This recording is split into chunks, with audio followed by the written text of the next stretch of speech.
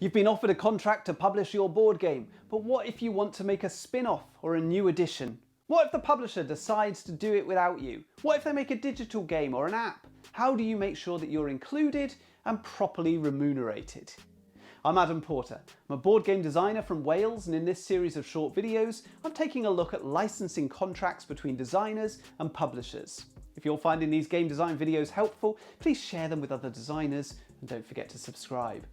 I'll preface this video by clarifying that I'm not a lawyer. I have no expertise in contract law, but I have signed a dozen or so board game contracts and I've rejected a few more. So I've got a bit of a feel for what they tend to contain and things to look out for.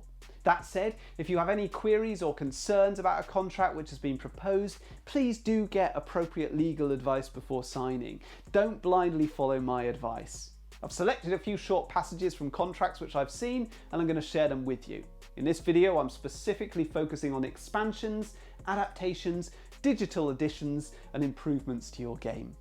The following exclusive rights of exploitation shall be included: the commercial exploitation of large-scale games, the publishing rights for books, newspapers, magazines, and periodicals, theatre rights, music rights, film rights, TV rights, video rights, CD, CDI, CD-ROM rights, audio and radio play rights, software rights, versions for the internet, merchandising rights, etc.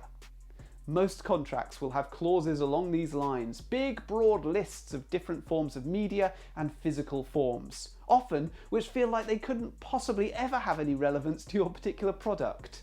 It's a generic clause and it's all-encompassing. Essentially, the publisher retains the right to produce your game in whatever form they want. I doubt the publishers even really know the specifics of what's written in this clause. They just want the freedom to pursue whatever marketing strategy is likely to work for them. And frankly, they're putting in all the financial investment, so why shouldn't they? If you would like to know more about the balance of creative control between a designer and a publisher, click on the link above. The publisher will pay royalties on electronic versions of the work at 5% of net income received.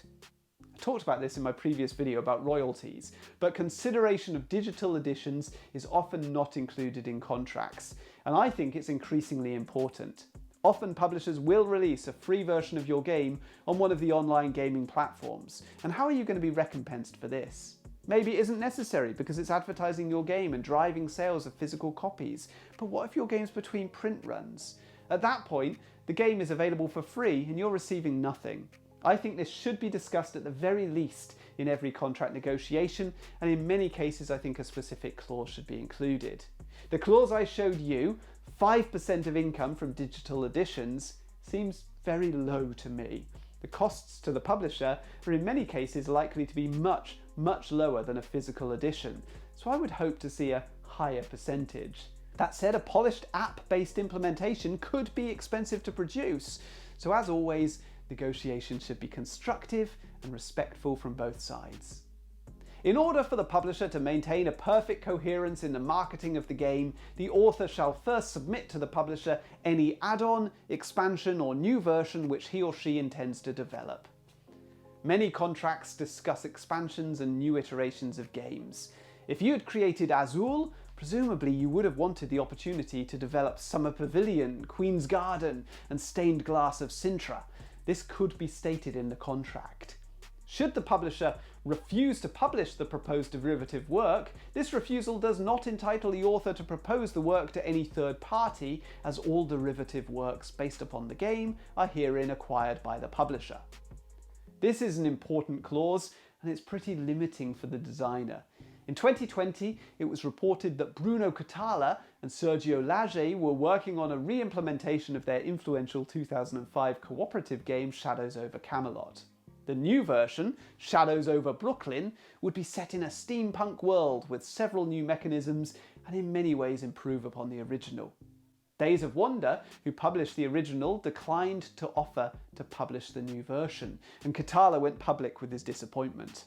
Catala noted that it left him and his co-designer with three options. First option, forego the publishing of Shadows over Brooklyn until Shadows over Camelot dies a natural death and is permanently retired from the marketplace.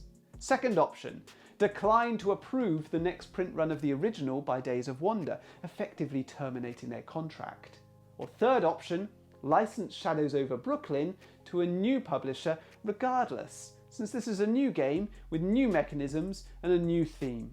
Whatever the outcome, it will depend on careful negotiation, respectful communication, and serious consideration of what constitutes a derivative work under the contract. Developments, additions, adaptations, changes, or other modifications that the publisher intends to make to the game will be suggested to the author in advance for the author to implement, if applicable in collaboration with individuals indicated by the publisher. If no such agreement is arrived at, the modifications suggested will be made by the publisher or by any third party of the publisher's choice. It's fairly common that a different designer will work on expansion material for an existing game. Tom Lehman is given co-credit with Matt Leacock, the original designer of Pandemic, on most of its expansions and reiterations.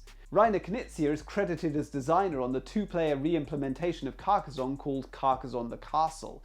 The original game is designed by Klaus-Jürgen Raeder.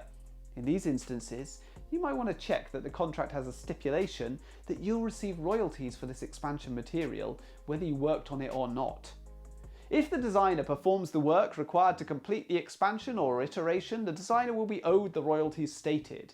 If the designer declines, he or she will be owed 1% royalty of revenues on these derivative works, up to a maximum of $60,000 in total for all such products the designer does not work on. In my career thus far, there have been 2 occasions where I've approached an existing publisher of one of my games with a suggestion for a derivative work. When Pikoko was released, it caught the attention of several toy companies, as well as being nominated for prestigious toy awards. I knew that Pikoko was really too complex a game for that market, so during a conversation with publisher Brain Games, I proposed that I develop a junior version of the game, Pikoko Kids. With Brain Games' agreement, I went on to develop that concept, which morphed into a new game now called Zingazam, a game for children and families, which hopefully will be released at Essen Spiel next month. After the release of Quazzle, my co-designer Rob Fisher and I saw opportunities for new versions with a similar rule set, but a totally new aesthetic and a twist on the central puzzle. We pitched several of these new iterations to Happy Puzzle Company, and one of them was licensed. Again, there was a process of development, and Quazzle Hexpert became the Genius Gems. So now you know how expansions and other derivative works are handled by publishing contracts. If you want to know more about ownership of game concepts and how rights are handled when the game ceases publication, click on the link.